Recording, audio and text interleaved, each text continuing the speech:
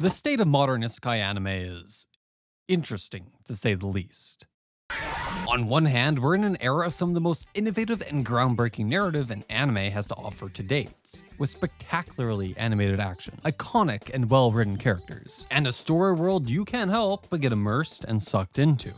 On the other, there is a lot of low-grade garbage that's being churned out every season. With an endless catalog of titles so long and generic, it's hard not to get exhausted just glimpsing at the overwhelming quantity that's out there. Not every anime watcher has the time to test the waters for each show that airs, and especially when it comes to isekai, if an anime doesn't immediately grab your attention nor has the popularity to back itself, more often than not, people simply won't gamble their time on it. It unfortunately leaves that third group of unpopular, well-put-together gems to get lost in the sea of mediocre to awful. Which brings us to Handyman Saitou in Another World, an anime I feel not only desperately needs some time in the spotlight, but may just be the breath of fresh air many isekai viewers have been waiting for. I'm sure the moment I uttered the anime's name, a handful of people rolled their eyes in annoyance. It's evident right from the promotional poster that is not the most revolutionary or original isekai out there. But that's not a knock against the show.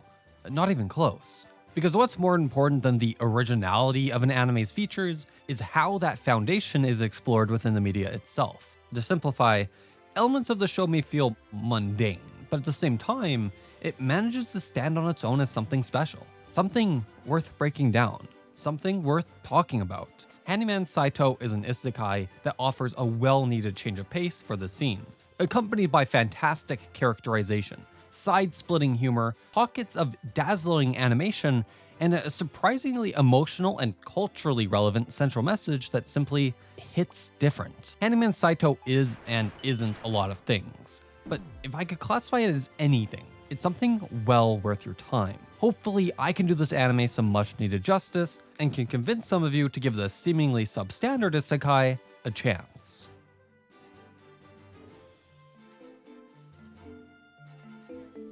Handyman Saitou's setup is fairly straightforward, and easy to get behind. An undervalued handyman is summoned to another world moments before dying to, you guessed it, a truck.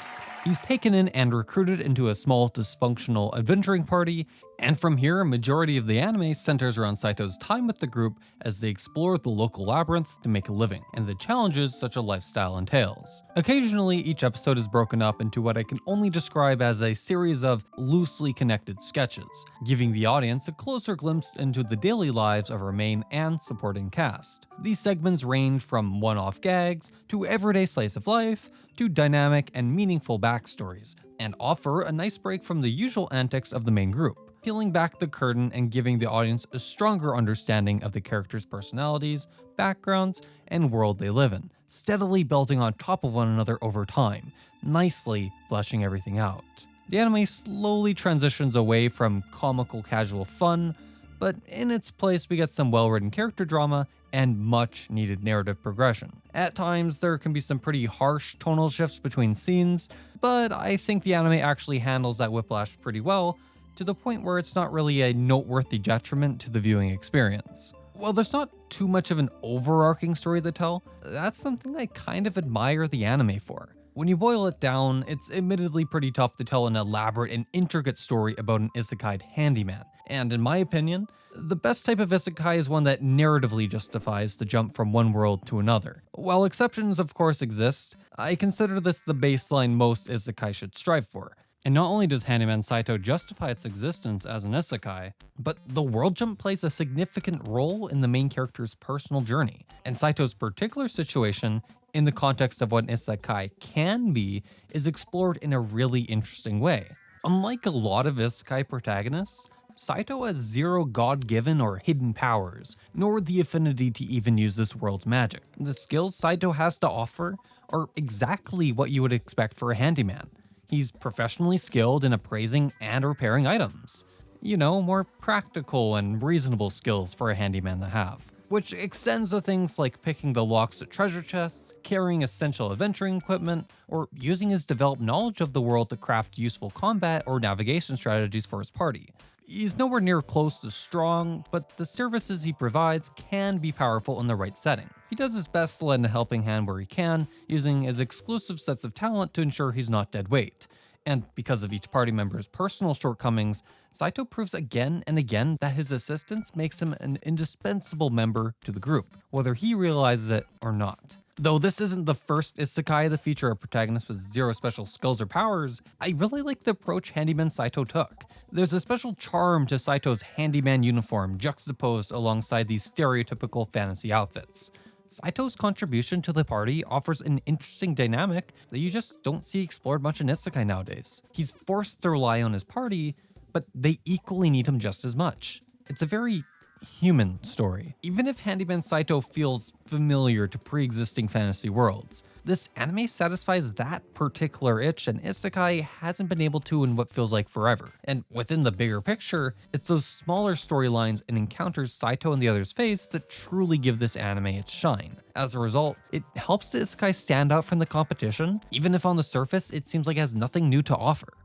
Handyman Saitou also has great diverse characterization, taking simple established fantasy tropes and fleshing them out to create a fantastic, one-of-a-kind adult cast. The main party composed of Saitou, Relza, Lafanpan, and Morlock is definitely the best example of this. Saitou is a relatively down-to-earth and relatable main character. He suffers from a slight insecurity complex, though he doesn't exactly fall into the coward or hopeless loser archetype either. He's kind and surprisingly brave, despite his absence of notable strength. I love how they utilized his occupation to create interesting and unique conflicts, really pushing what's creatively possible with your average handyman. His situation offers a fresh perspective on the world too, making their time dungeon crawling all the more engaging. And when the show really focuses on Saitou, we get some really well-crafted social commentary and emotional progression, of which I'll dive into later. Relza is the berserker slash frontline of the party and just so happens to be the adoptive daughter to Morlock. Despite her overwhelming strength, she similarly suffers from extreme levels of self-consciousness and social shyness. Though Relza pretends not to care at times, choosing to emotionally hide behind her iron helm, she deeply cares for every person in her party and will drop everything to protect them. Her backstory when breaking it down is on the simpler side, but it's just the right amount of emotional and narratively well thought out. Saitou's personality and similar level of courage is a primary perpetrator to why she develops feelings for him. And those light themes of romance add a nice additional layer to both Saitou and Relza's character, amplifying the stakes of the dangers the pair encounter. In the long run, it could have been given more time to develop, but it's a welcome inclusion to the anime nonetheless.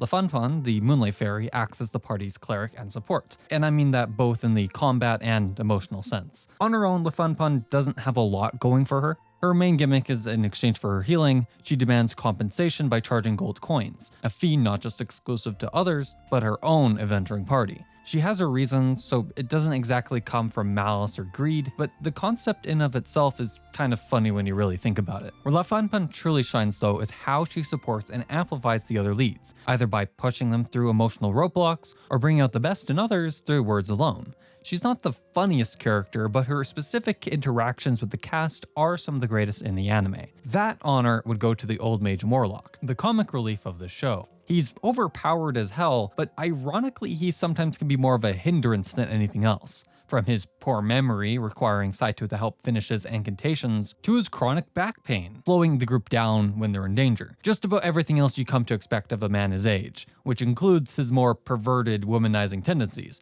being the source for majority of the show's dirtier humor. Despite a long list of reasons not to like him, I can't describe Morlock as anything but lovable. He's someone you warm up to quite quickly, and I'd go as far as to say he's the best character in the whole show, especially once the anime really gets going. He has a fantastic tear-jerking backstory, marvelous individual moments, and is responsible for giving this anime any semblance of plot whatsoever. It's safe to say the anime would not be the same without him. What I mainly admire about this party is just how these four individuals, flaws and all, interact with one another. You remove any one character and the dynamics of the group completely shift. It's really what makes the structure and humor of the show work. The party feels more than just a party, more than a group of close buds. As dysfunctional as they are, they feel like family in the truest sense. Even when it comes to minor or supporting characters, I love how the anime took the skit format to their advantage and introduced each character in their own personalized showcasing, and how that eventually led to everyone coming together later on. Some characters get far less screen time than others, but how they're utilized in the grander scope of the show more than makes up for it, especially once different groups start to cross over with each other. I really like how characters often parody or poke light fun of the tropes found within fantasy, and how the role or class they play complements or comically clashes with their personality. The cast can feel a bit bloated at times, but it's more than manageable by anime standards. Every supporting character feels distinct, and their inclusion in the story doesn't feel like wasted time from our main cast. If anything, their involvement really adds to the seamless cohesion of the anime's world. Altogether, from the character interactions, from their individual quirks, makes for an even greater situational comedy. What jokes do or don't land will vary from viewer to viewer, but I can almost guarantee you even the most stone cold of anime watchers will at least crack a smirk or two while watching the show. It's really damn funny. Even if the world or characters don't really do it for you, chances are the comedy will at least be the anime's primary saving grace. But the thing about Handyman Saitou to me that stands out the most is the heartfelt message surrounding Saitou and his place in this world. Saitou in his homeworld was just your average handyman, undervalued and underpaid. The moment he builds up the courage to speak up, he's let go on the spot, being deemed easily and infinitely replaceable by his now ex-boss. The whole truck thing afterwards is just salt in the wound at that point. There's a tiny bit of truth in the fact that someone may be able to fill in Saitou's shoes on a business level, sure. But what that boss doesn't know is that he planted a seed of self-doubt within Saitou's mind that would slowly germinate throughout the anime's run. And when you really think about it, the circumstances surrounding Saitou's summoning are actually quite sad. It's easy to feel insignificant or expendable when you stand side by side with people so much more powerful or talented than you. It's why he goes to such great lengths to try and help his team in a significant way. He wants to prove to his family he's worthy of standing by their side. He doesn't want to drag them down or be a burden. We've all experienced some degree of imposter syndrome or simply feeling outclassed in our lives. The struggle of feeling easily replaced. Saitou has never felt special in his life. It's easy to get trapped in that mindset that no one really cares or takes you seriously. I'm positive there's a lot of people, perhaps even in the same field as Saitou, who can relate to those pains. But here's the important thing to remember. If Saitou's time within the party proved anything, it's that he doesn't need to justify his existence to anyone. Sometimes simply being there for and with others and helping in the little ways only he can is more than enough. He learns to understand what it means to be needed and how much his acts of kindness, personal sacrifices, and existence really means to the most important people in his life, that their world would not be the same without him. Sometimes we're too blindsided by self-loathing or pity to realize that. He doesn't try to run away and become something he's not. Saitou only needs to be himself. Saitou slowly comes to realize this, fostering more and more personal confidence as time goes on, becoming comfortable with himself, his place in the world, and what he can and can't do. He's not fully free from the doubts plagued within his mind, but he's aware just how much people really need him and his services, receiving the recognition he never thought was once possible. Even if his efforts weren't acknowledged, sometimes knowing you made the world just a little bit better of a place for someone other than yourself is self-fulfilling in its own right. It brings me joy to see Saitou go from an unappreciated nobody to someone who's surrounded by people who recognize and commend his hard work. It wasn't always like that, and the path to get there wasn't easy, but he eventually found a community who respect him and his efforts. It's part the reason why the angle of a handyman in a fantasy world works so well within the context of the show. They could have gone the extra mile with those underlying themes, and part of me wishes they did, but despite its somewhat cheesy portrayal, it's a mature and well-handled message that really hits home. We can't all be perfect. Handyman Saitou shows us that fundamental truth quite well, but it's those flaws, imperfections, and differences that truly make us who we are. The same can be said for the anime.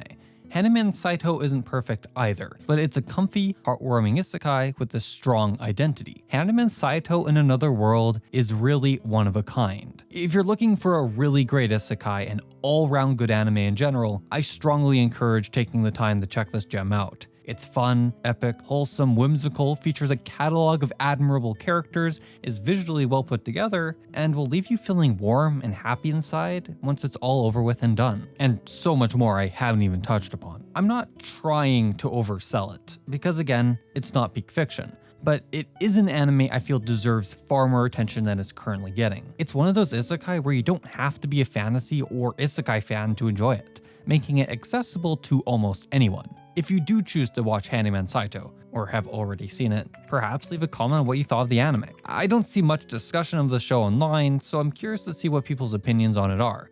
My name is Chyrion, and thanks for watching.